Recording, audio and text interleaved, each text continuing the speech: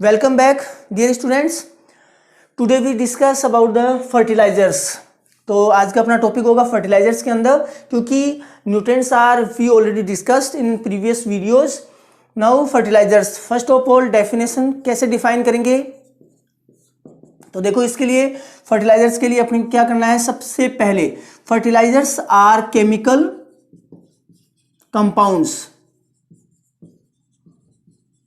First thing one is fertilizers are chemical compounds manufactured artificially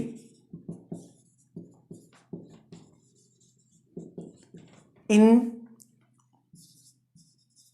factories. And third one is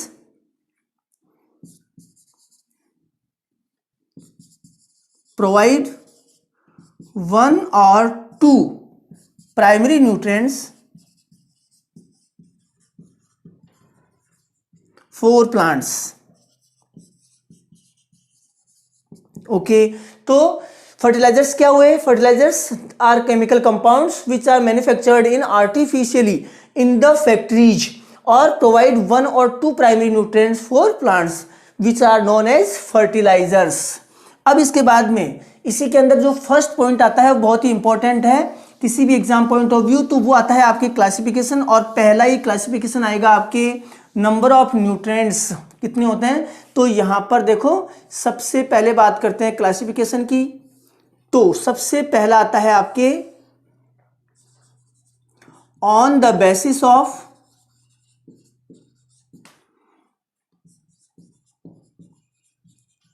primary nutrients.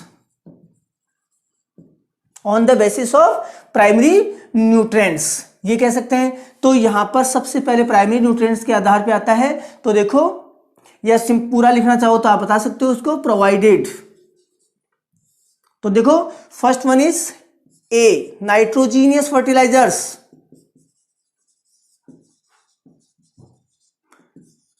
Nitrogenous fertilisers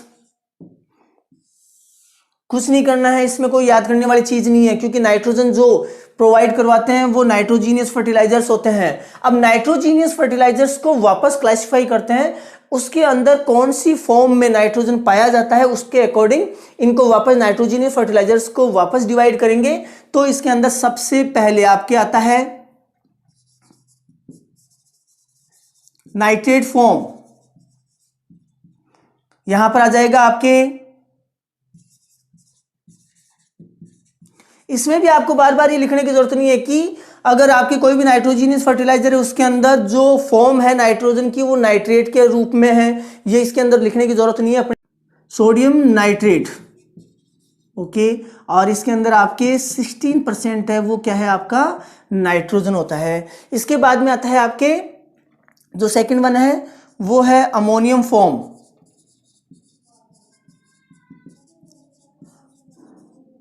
ammonium form, तो यहां पर example के अंदर आ जाएगा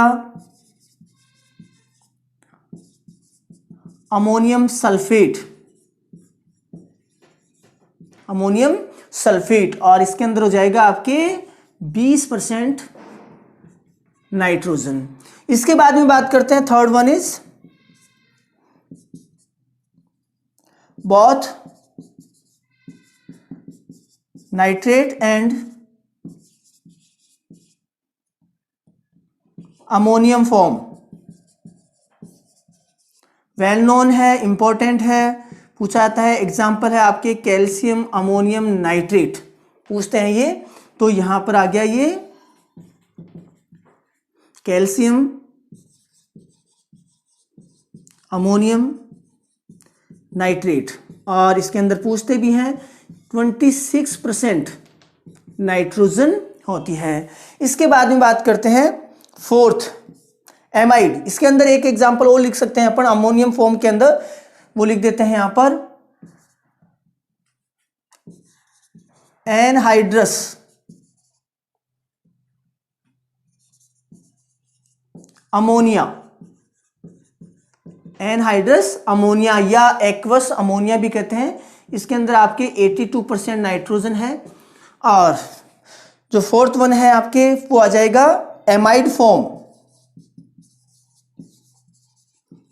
और important है इसके अंदर आ जाता है आपके यूरिया, जिसके अंदर आपके 46% है वो नाइट्रोजन इसके अंदर पाया जाता है। तो ये हो गए आपके नाइट्रोजीनियस फर्टिलाइजर्स।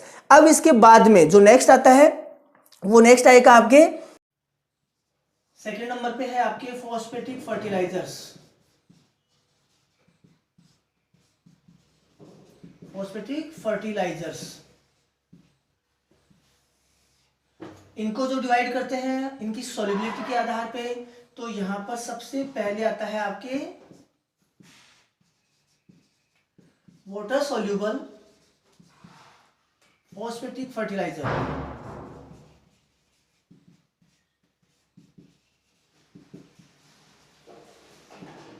फॉस्फेटिक फर्टिलाइजर्स, और इसके अंदर इसके एग्जांपल्स हैं वो हैं आपके सिंगल सुपर फॉस्फेट,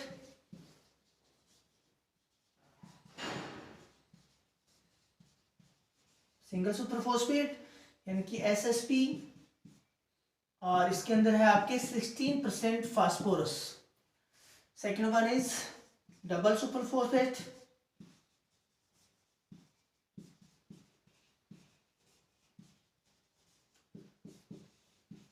और इसके अंदर हो जाएगा आपके 32% phosphorus. Third one is triple super phosphate,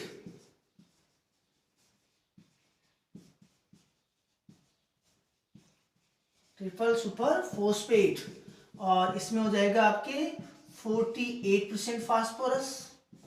कभी कभी आपको ये 46 to 48% भी मिलता है, तो कोई प्रॉब्लम नहीं है। इसके बाद में आता है आपके DAP, di ammonium phosphate,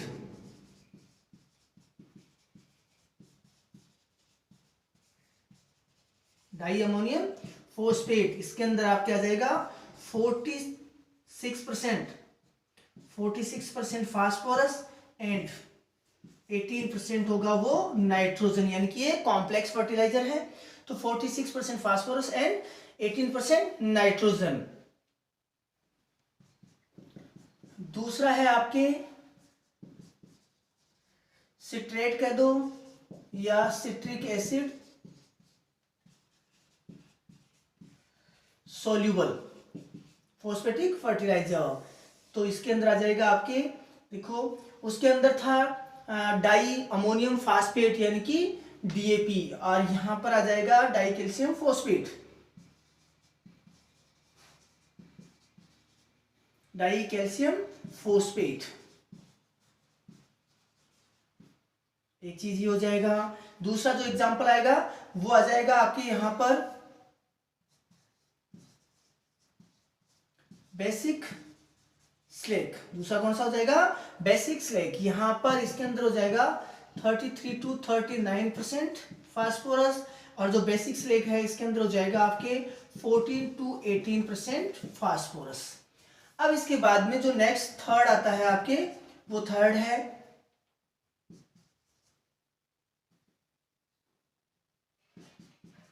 insoluble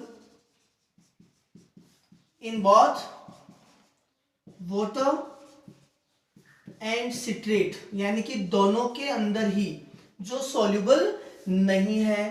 तो यहां देखो, यहां पर अपने को ध्यान रखना है, एक आ जाएगा आपके रॉक फॉस्फेट,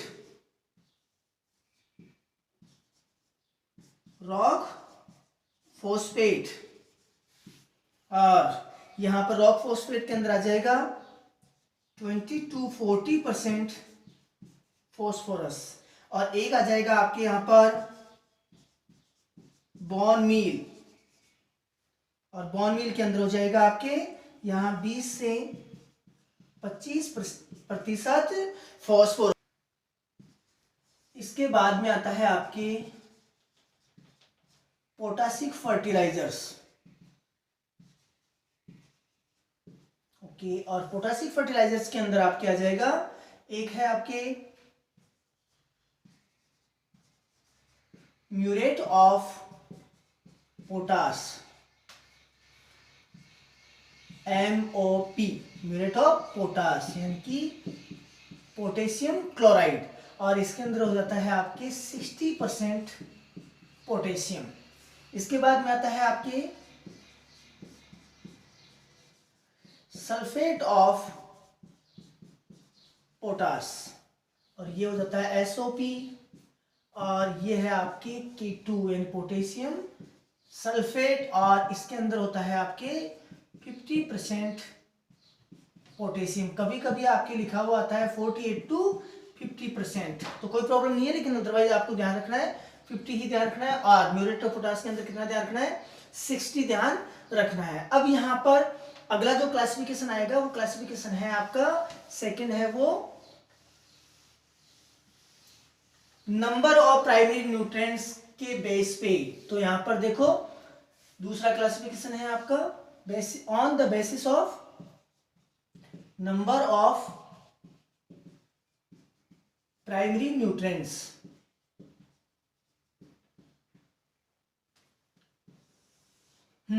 अब इसके अंदर देखो सबसे पहला जो आपके आता है वो है स्ट्रेट फर्टिलाइजर। स्ट्रेट फर्टिलाइजर्स, और स्ट्रेट फर्टिलाइजर किसको कहेंगे, इनको सिंपल फर्टिलाइजर्स भी कहा जाता है। तो यहां पर these are provide only, single कह दो या वन प्राइमरी न्यूट्रिएंट। ओके, अब इसके एग्जांपल्स देखो। यहां पर अगर इसके एग्जांपल्स की बात करते हैं, सबसे पहले बात करते हैं अमोनियम सल्फेट।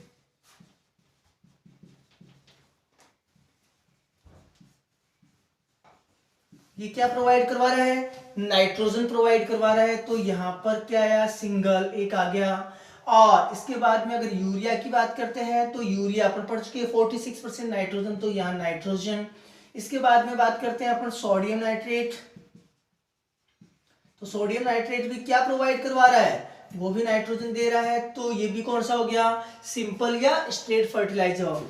अगर बात करते हैं सिंगल सुपर फास्फेट की, तो ये क्या दे रहा है, फास्फोरस। हालांकि इसके अंदर सल्फर भी होता है, लेकिन अपने को ध्यान रखना अपन किसकी बात कर रहे हैं, सिंगल प्राइमरी न्यूट्रिएंट की बात कर रहे हैं। किसकी बात कर रहे हैं, प्राइमरी न्यूट्रिएंट की बात कर रहे हैं। तो यहाँ पर SSP आ जाएगा, वो हो जाएगा आपके फास्फोरस प्रोवाइड कर रहा है, तो स्ट्रेट फर्टिलाइजर। इसके बाद में बात करते हैं अपन, ये कहते हैं कि MOP, तो ये भी कौन सा हो जाएगा, पोटेशियम, तो स्ट्रेट फर्टिलाइजर्स। इसके बाद में बात करें SOP, तो ये भी क्या है, पोटेशियम प्रोवाइड करवा रहा है, तो ये भी कौन सा हो जाएगा आपके स्ट्रेट फर्टिलाइजर।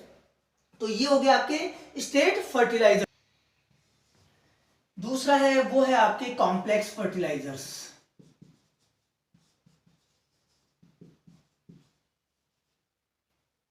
कॉम्प्लेक्स फर्टिलाइजर्स, तो देखो कॉम्प्लेक्स किसको कहेंगे,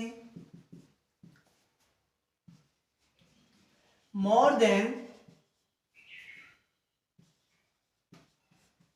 वन प्राइमरी न्यूट्रिएंट, मोर देन वन प्राइमरी, एक चीज तो यहां पर ये आ गई मोर देन वन। और दूसरा क्या होगा, nutrients are chemically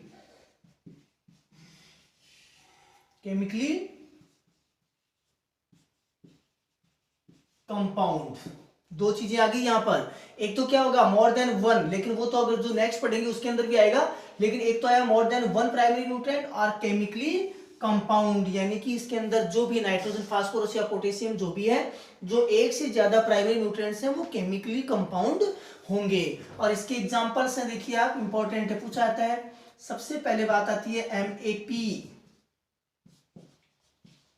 mono ammonium phosphate.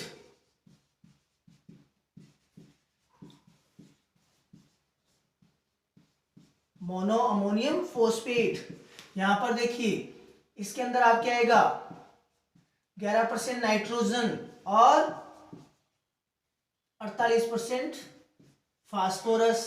इसके बाद में दूसरा आता है आपके DAP, di ammonium phosphate, di ammonium phosphate. और इसके अंदर है आपके 18% नाइट्रोजन और 46% फॉस्फोरस। इसके बाद में आता है आपका नाइट्रोफॉस्फेट,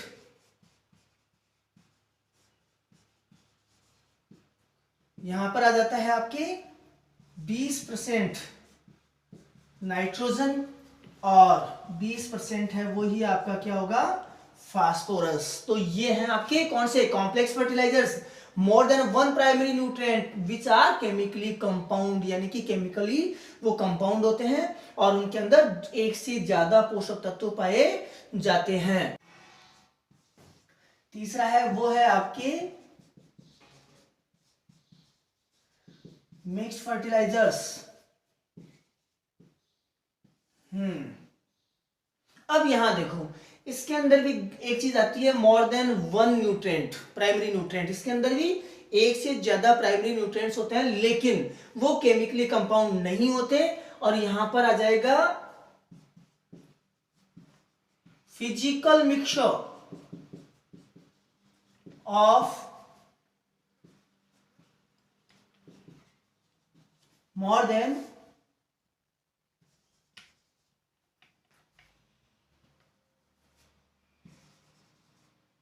वन फर्टिलाइजर्स। यहां पर क्या आ जाएगा, फिजिकल मिक्सचर है, एक से ज्यादा उर्वरकों का फिजिकल मिक्सचर होगा। यहां पर यही ध्यान रखना है, भौतिक मिश्रण, ये बहुत ही इंपॉर्टेंट है, इसके आधार पर इसको डिवाइड किया जाता है। तो physical mixture of more than one fertilizer, और ये अलग अलग ग्रेड में होता है, किसी भी ग्रेड में हो सकता है, आप किसी भी अनुपात में जो भी रिक्वायरमेंट है। फॉर एग्जाम्पल अगर बात कर सकते हैं अपन यहाँ पर, जैसे 4, 8, 12, तो यहां पर एक चीज ध्यान रखना है, नाइट्रोजन, फास्फोरस और पोटेशियम किसी भी तरीके से इसको क्या कर सकते हैं अपन, इनको अपने अनुपात के अनुसार किसी भी तरीके से अपन क्या कर लेंगे, फिजिकली क्या कर लेंगे, मिक्स कर लेंगे। अब देखो आपके थर्ड क्लासिफिकेशन आता है, वो है on the basis of concentration of nutrients. देखो कॉन्सेंट्रेशन के आधार पे आपके कैसे डिवाइड करते हैं, तो एक आ जाता है, फर्स्ट है आपके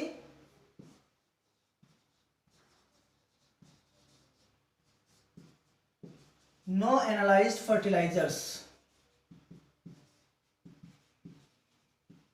नो एनालाइज्ड फर्टिलाइजर्स, और दूसरा जो हो जाएगा वो हो जाएगा आपके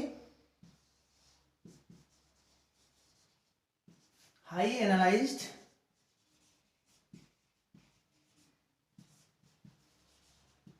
फर्टिलाइजर्स। देखो लो एनालाइज्ड और हाई एनालाइज्ड, यानी कि यहां पर अगर प्राइमरी न्यूट्रिएंट है और प्राइमरी न्यूट्रिएंट की कॉन्सेंट्रेशन अगर क्या होगी, प्राइमरी न्यूट्रिएंट लेस देन 25%, यहां पर क्या हो जाएगा, प्राइमरी न्यूट्रिएंट की कॉन्सेंट्रेशन होगी वो कितनी हो जाएगी, लेस देन 25%, और यहां हो जाएगा प्राइमरी न्यूट्रिएंट होगा वो मोर देन 25% होगा। अब देखो इनके एग्जांपल्स, तो यहां एग्जांपल्स की बात करते हैं, यहां पर अमोनियम सल्फेट की बात करते हैं।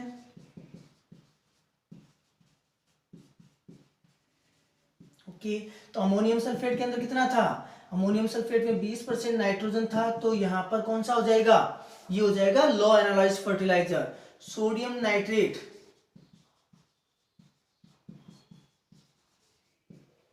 कितना था, सोडियम नाइट्रेट में 16% क्या था, नाइट्रोजन, तो कौन सा हो जाएगा, लो एनालाइज्ड फर्टिलाइजर्स। इसके बाद में आता है आपके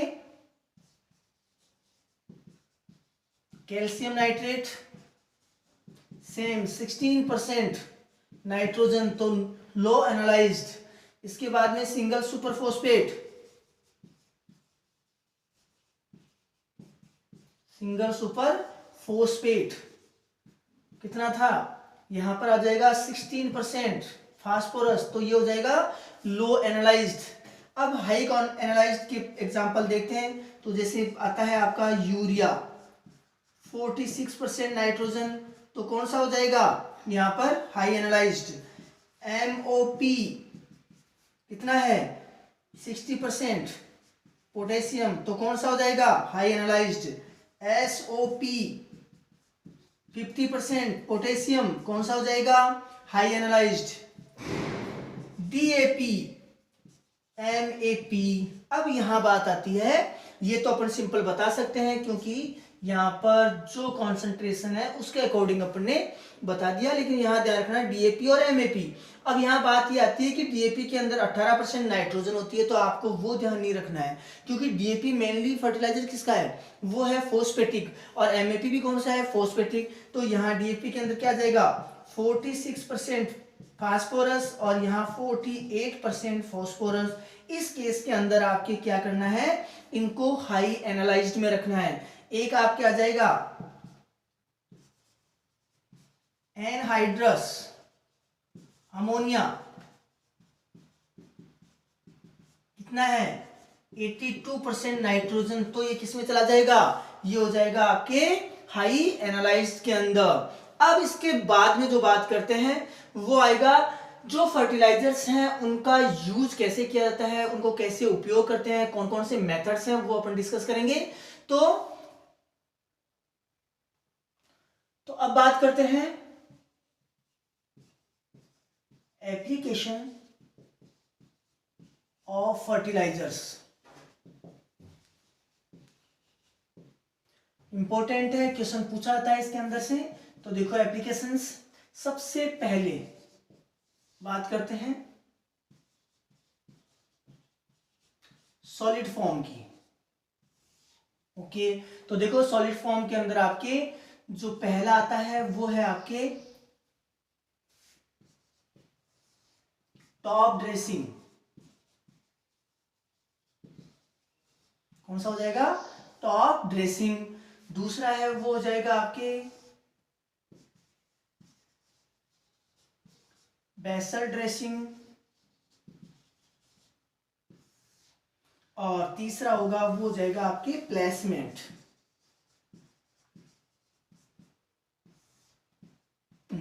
तीन है आपके, तीन रूप में, ठोस रूप में तीन प्रकार से फर्टिलाइजर्स को यूज करते हैं, एप्लीकेशन किसको करते हैं। तो यहाँ पर टॉप ड्रेसिंग की बात करते हैं। अगर फसल खड़ी है तो अगर खड़ी फसल के अंदर आप ब्रॉडकास्टिंग कर रहे हैं तो वो कहलाएगा टॉप ड्रेसिंग, लेकिन अगर स्टॉविंग टाइम पे आप अगर ड्रिल कर रहे हो तो वो कहलाएगा बेसल ड्रेसिंग। लेकिन अगर आप जो रूट जोन है, रूट जोन में अगर फर्टिलाइजर दे रहे हो तो वो कहलाएगा प्लेसमेंट। तो सबसे पहले टॉप ड्रेसिंग, तो यहां पर आ जाएगा broadcasting of fertilisers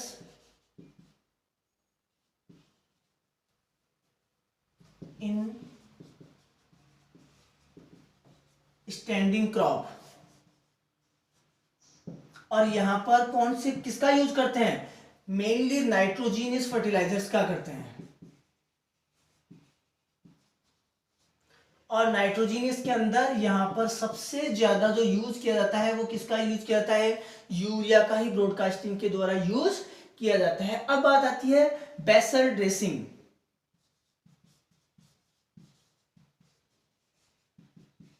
application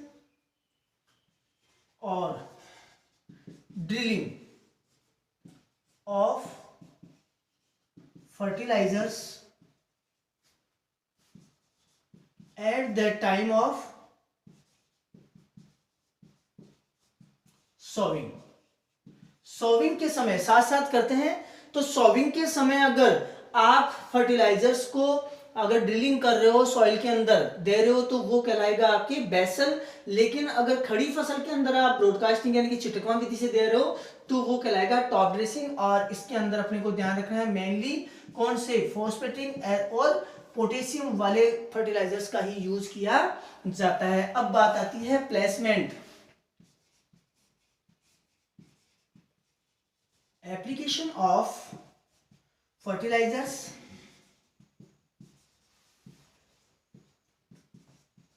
in root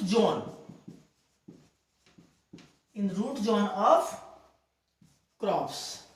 अब यहां रूट जोन की बात आती है, जिनके अंदर स्पेसिंग ज्यादा होता है, जिन क्रॉप्स के अंदर स्पेसिंग ज्यादा है और वहां पर प्लेसमेंट का यूज किया जाता है। तो यहां आ जाएगा mainly used in wider spacing crops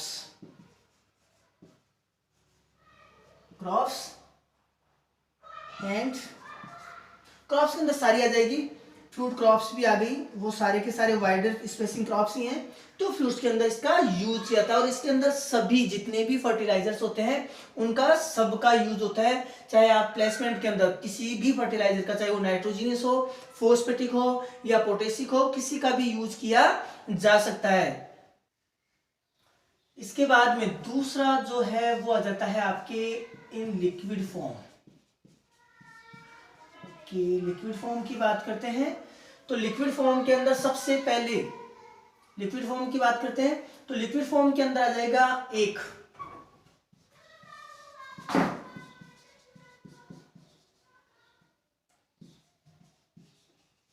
starter solution. अब स्टार्टर सॉल्यूशन की बात करें, स्टार्टर सॉल्यूशन का अर्थ ये होता है कि किसी भी कॉन्सेंट्रेशन का आप कर सकते हैं, जैसे मान लो कि 1:1:1 इसका बना सकते हैं या 2:1:1 इनका N, P और K और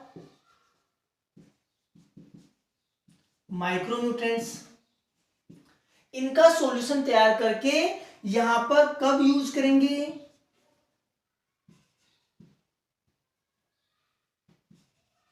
यूज एज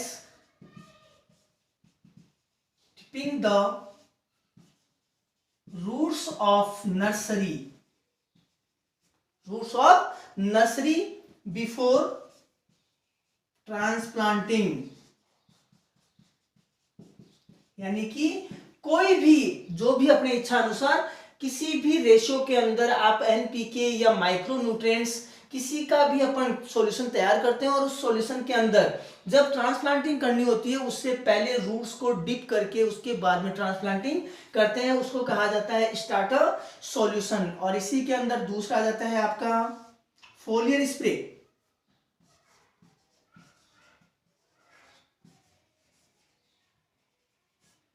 फोलियर स्प्रे यानी कि आपको प्लांट्स के ऊपर स्प्रे करना है, तो फोलियर स्प्रे के अंदर किसका यूज करते हैं,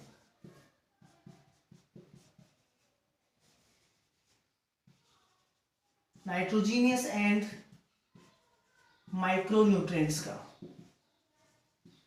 नाइट्रोजीनियस और माइक्रोन्यूट्रिएंट्स का यूज करते हैं। अब यहां पर दो चीजें आपको बतानी है, वो सिंपल अपने को ध्यान रखना है। जब फोलियर स्प्रे करना होता है तो यहां पर एक आता है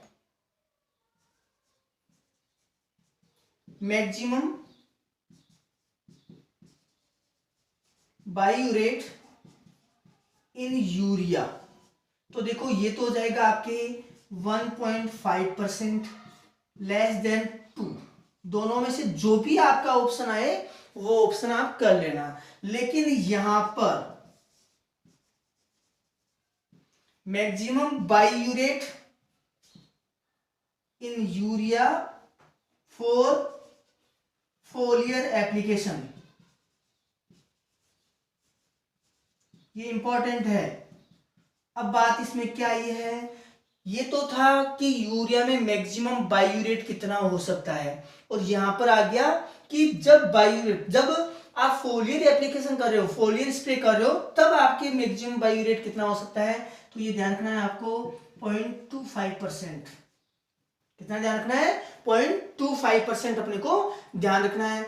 इसके बाद में आपको दो चीजें और बतानी है, वो आपके आती है। अब देखो यहां पर जो दो तीन चीजें हैं वो अपन और देख लेते हैं। सबसे पहले तो हाईएस्ट यूज्ड फर्टिलाइजर। अब पहले तो बात ये आती है, अब इसके देखो कितने आंसर हो सकते हैं। पहला आंसर तो इसका हो जाएगा नाइट्रोजीनियस, क्या हो जाएगा, नाइट्रोजीनियस फर्टिलाइजर। इसी का दूसरा आंसर हो जाएगा यूरिया, कौन सा हो जाएगा, यूरिया। और सिंपली अगर इसी क्वेश्चन को दूसरे तरीके से पूछा जाता है कि विच नाइट्रोजीनियस फर्टिलाइजर हाईएस्ट यूज्ड, तो कौन सा हो जाएगा, यूरिया, क्योंकि सबसे ज्यादा यूरिया ही यूज हो रहा है। इसके बाद में आता है आपके second, highest used phosphatic fertiliser,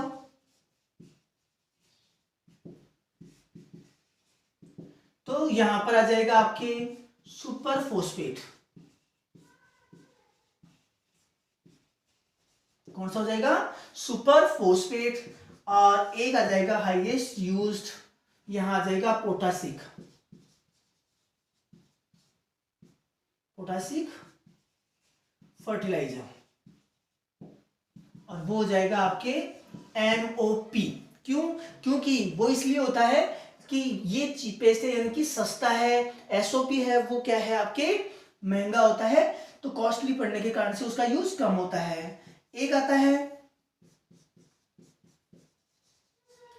totally imported, totally imported fertilizer,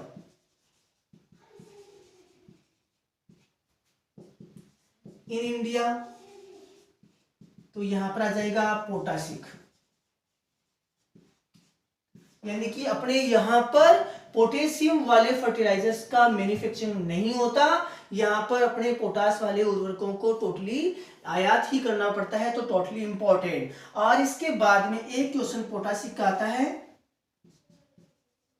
in सोलेनेसिस crops MOP is not used due to